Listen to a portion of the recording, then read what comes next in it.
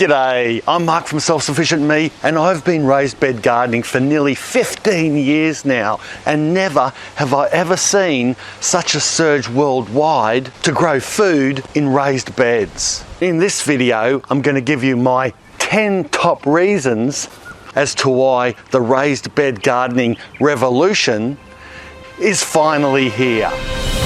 Let's get into it.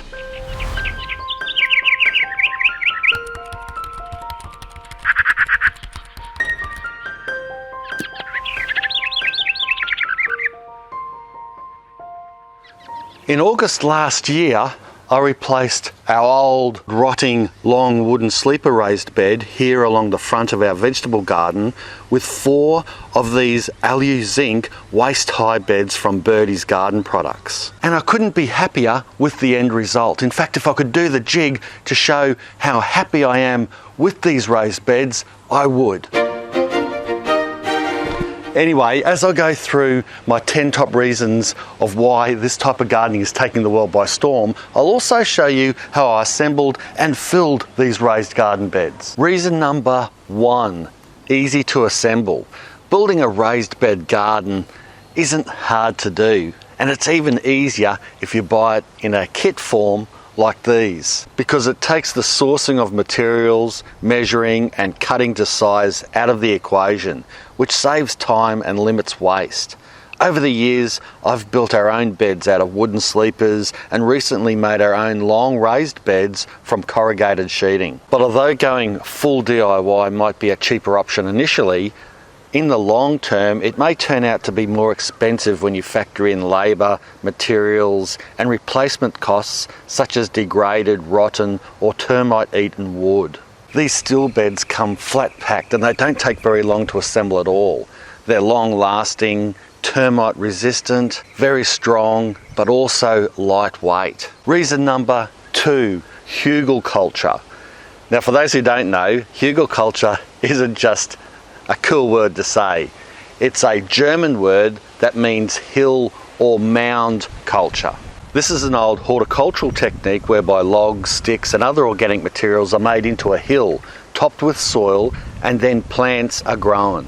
The decaying materials under the surface provide nutrients to feed the plants, grows fungi that benefits plants' roots, and helps to hold water better, like a sponge, to make an excellent growing medium overall. The hugelkultur growing method can be created in high-sided raised beds like these, and it's a great way to repurpose garden waste instead of taking it to the tip. Not only that, it saves money on fuel, and if you must purchase the soil, you don't need as much. Reason number 3, grow on contaminated ground. Raised bed gardening can be a great way to grow when the soil below has been contaminated. Not everyone is lucky enough to live or buy land that has safe soil.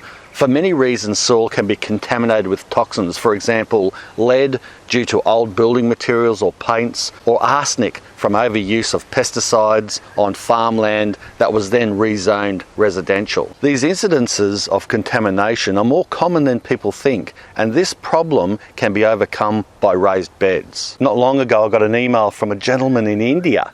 He was wanting advice on building raised beds on an old rubbish tip in Mumbai as a way to make that land usable again. Reason number 4, grow on poor ground. Yes, I know this is very similar to the last point, but different. Most backyards don't have the luxury of fantastic topsoil to grow in. In fact, the majority, I would say, have really poor soil. But growing in raised beds can change all that and make it so much easier than having to try to improve the existing soil that's underfoot. Compacted soil, clay, rocky ground, uneven ground and sand can all be terribly frustrating to try to grow fruit and veg in.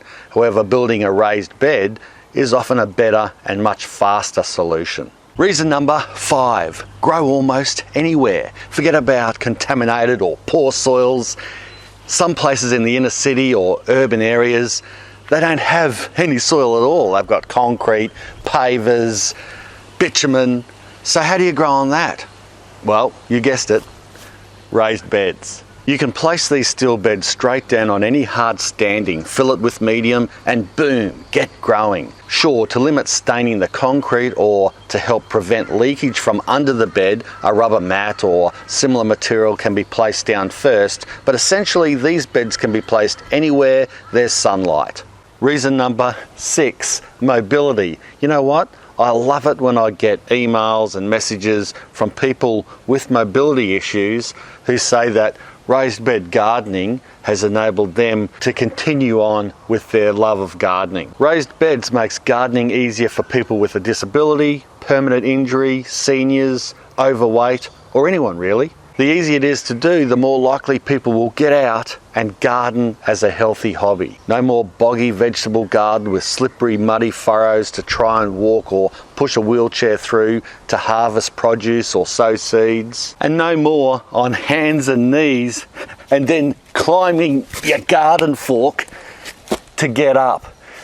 I wish I had $1 for every time I had to do that. Reason number 7, pests and other animals. Sometimes pests and other animals can be quite challenging for a backyard food gardener, but raised beds helps considerably with this problem. Raised beds are easy to net, protecting produce from birds and insects, and are often too high for most animals like dogs digging, and I've found that our possums here don't like them. And unless the beds are positioned right next to a tree, which ours aren't anymore, possums won't access them. Reason number 8, organisation. Speaking of pests, organising your garden into a series of raised beds makes it easier to use the garden bed rotation technique. Hear me out. It's not as complicated as it sounds. You've heard of crop rotation?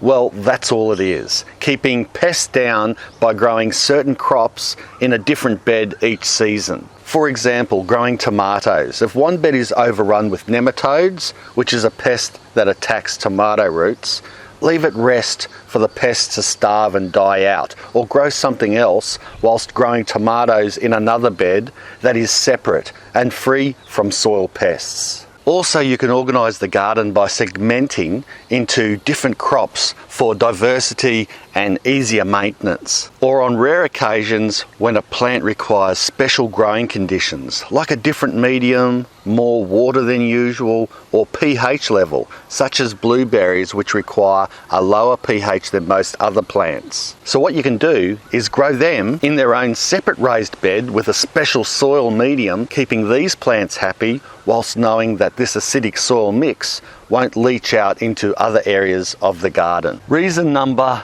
9, easy to weed.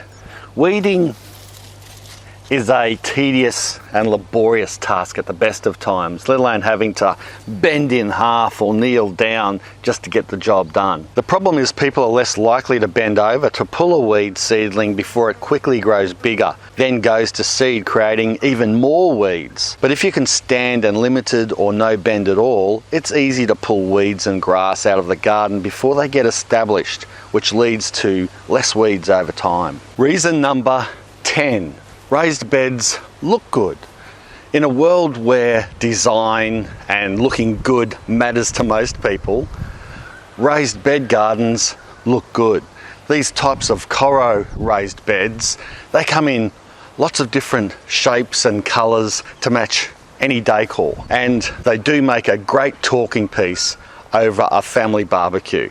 However, style should never override practicality in the vegetable garden. And whilst these do look good and uniform, it's for practical reasons that I use raised beds. Another example is using the height of a raised garden to train crops down, like cascading tomatoes or cucumbers, instead of always growing up or trellising. And that's it. I better get out of here before it hammers down and rains all over our raised bed garden, which is fantastic, but it's not great for filming. There are plenty of other reasons for using raised bed gardens, and you could probably think of a dozen yourself. If you want, whack them down in the comment section below for us all to read. I'd be interested to see what you think and what your best reasons are for growing in raised bed gardens. Also, if you're considering buying some of these, have a look down below in the comments section, hear that thunder, and also in the description, I'll have links to where you can get them.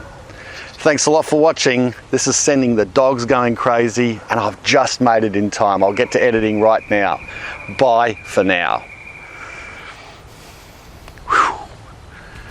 It's been a tough day, I can tell you. You can see a few spots of rain on the lens there. Oh, I've been in and out of my shed. Rain, come back out. But anyway, we got it done. Oh well, you might as well rain now. Free water.